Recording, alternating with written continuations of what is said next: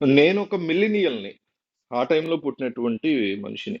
మా టైంలోనే దిగజారుడు తనం అనేది సినిమాల్లో అనండి, సాహిత్యంలో అనండి, టీవీ జోక్స్‌లో అనండి, అన్నిట్లో స్టార్ట్ అయింది.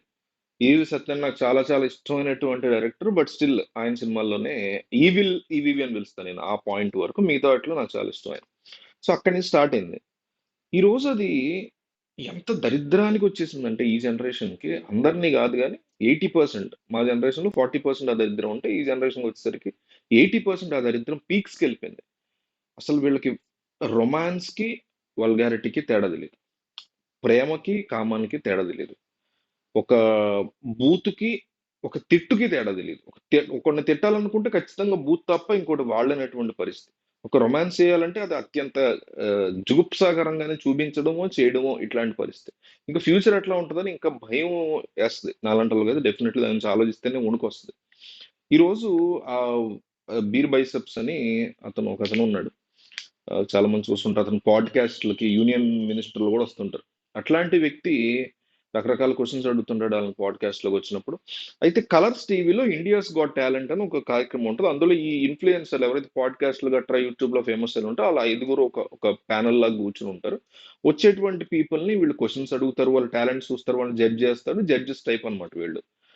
ఇతని పాడ్‌కాస్ట్ షోలో జరిగింది గాదిది యాక్చువల్‌గా. ఈ కలర్స్ టీవీలో 'ఇండియాస్ గాట్ టాలెంట్‌లో' ఈళ్ళందరూ కూర్చున్నప్పుడు ఒక అమ్మాయొచ్చింది. పైగా అమ్మాయిని అడిగాడు ఈ క్వెషన్. ఏమడిగాడంటే, "మీ మీ మదరు, మీ ఫాదర్ కలిసి సెక్స్ చేస్తున్నటువంటి టైంలో నీకు 2 ఆప్షన్స్. ఒకటి మీ మీ అమ్మగారు, మీ నాన్నగారు సెక్స్ చేస్తున్నటువంటి టైంలో నువ్వు దాన్ని జీవితాంతం చూసే అవకాశం ఒకవైపు ఉంటే, ఇంకొకటి వాళ్ళతో ఒక్కసారి పార్టిసిపేట్ చేసి జీవితాంతం ఇంకెప్పుడు ఆళ్ళ జోలికెళ్ళకుండా ఉండే అవకాశం ఒకవైపు ఉంటే రెండిట్లో ఏది చూస్ చేసుకుంటావు?" అని అడిగాడు.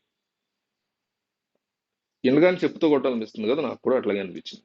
అంటే దాన్ని జోక్‌గా అక్కడ ప్యానెల్‌లో కూర్చొని నవ్వడం. ఇంకొకడైతే వీడు పాడ్‌కాస్ట్‌లో ఏవైతే బ్యాన్ చేశారో, అడగకూడదని రిజెక్ట్ చేశారో, ఆ క్వెషన్స్ అన్నీ వీడు ఇట్లా అడుగుతున్నాడురా అని కామెడీ చేయటం. ఇదంతా జరిగిందక్కడ. తర్వాత అతను ఓ 24 అవర్స్ అతన్ని ఫుల్ అందరూ ఏకి పడేసి పిచ్చి తిట్లు తిట్టారు ట్విట్టర్‌లో అక్కడ. సారీ చెప్పాడు. ఏం ఉపయోగం? ఇక్కడ సారీ చెప్పడం డెఫినెట్‌లీ అడుగుతాం సారీ అది వేరే విషయం గానీ, మనం రూట్స్ నుంచి ఏ రకమైనటువంటి దేన్ని కామెడీ అనుకుంటున్నామో, జుగుప్సాకరమైన అత్యంత నీచమైన విషయాల్ని, అమ్మా, నాన్నతో మనం సెక్స్‌లో వాళ్ళిద్దరూ చేసుకుంటుంటే మనం గూడా వాళ్ళతో పాటు ఎళ్లి పార్టిసిపేట్ చేస్తాము అనే దాన్ని చాలా నార్మలైజ్‌గా ఒక ఎనీ జోక్ ఈస్ నార్మలైజ్డ్. మనం సరదాగా దేన్నైతే అనుకుంటామో అది నార్మలైజ్ చేయడంతో సమానం. అందుకే నేనెప్పుడు కూడా ఆహ్, తల్లిదండ్రులు లేని పిల్లల మీద గాని, కాళ్ళు, చేతులు ఇష్యూస్ ఉన్న వాళ్ళ మీద గాని, మెంటల్‌గా అన్‌స్టేబుల్ పీపుల్ గాని, ఇట్లా క్యాన్సర్ ఇలాంటి వాటికి సంబంధించి గాని, బట్టతల ఉన్నవాళ్ళు ఇట్లాంటి వాళ్ళ గురించి ఇట్లా కొన్ని కొన్ని ఉంటాయి. ఇలాంటి వాటి మీద కామెడీ చేయకూడదనేది నేను చాలా స్ట్రాంగ్‌గా నమ్ముతా. ఒక మనిషి యొక్క కలర్ గాని, కాస్ట్ గాని, క్రీడ్ గాని, రిలీజియన్ గాని, కంట్రీ గాని, రీజియన్ గాని వీటి మీద కామెడీ చేయకూడదు. ఒక మనిషి లుక్స్ మీద కామెడీ చేయకూడదని నేను చాలా గట్టిగా నమ్ముతా. ఎందుకంటే అది నార్మలైజ్ చేసేస్తది. ఒక జోక్ అనేది ఒక మనిషి నోట్లోంచి వస్తే అందరూ నవ్వారంటే, దాన్ని నార్మలైజ్ చేసేయడం కిందకొస్తది. చాలా డేంజరస్ థింగ్. అందుకే 'జబర్దస్త్' అనేటువంటి ఒక పనికిమాలిన, దిక్కుమాలిన షోని నేను అవాయిడ్ చేసేది. అనిల్ రావిపూడి సినిమాలు కూడా ఇలాంటి పనికిమాలిన మంచి మంచివి కూడా ఉన్నాయి. ఇప్పుడు 'భగవంత్ కేసరిలో' గుడ్ టచ్, బ్యాడ్ టచ్ గురించి చెప్పాడు. నేను హైలీ అప్రిషియేట్ చేస్తా. కానీ 'సర్లే నీకెవ్వరులో' ఒక రైల్‌లో జరిగేటువంటి ఒక మానభంగం అటెంప్ట్ గురించి కామెడీ చేసేసాడు. సో, మనుషుల మైండ్‌లో ఇది పెద్ద మ్యాటర్ కాదులే అనేటువంటి ఒక ఫీలింగ్‌ని క్రియేట్ చేస్తాయి జోక్స్. సో, ఇలాంటి విషయంలో చాలా జాగ్రత్తగుండాలి. అతను అలా చెప్పాడు. దాని గురించి చాలా వైరల్ అయింది. ఆ వీడియో డిలీట్ చేశారు. తర్వాత అతను సారీ చెప్పడం జరిగింది. చూడండి మరి. దాన్ని ఎంత నార్మలైజ్ ఫీల్ అవుతుంటే దాన్ని అడుగుతాడో, అందరూ అట్లా రియాక్ట్ అవుతారు.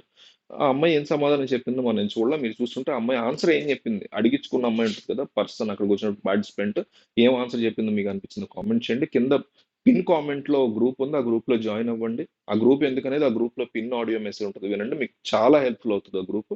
నేను వీడియోకి ఒక 1000 లైక్స్ టార్గెట్ పెట్టుకున్నా. దయచేసి ఇవ్వండి. Thank you.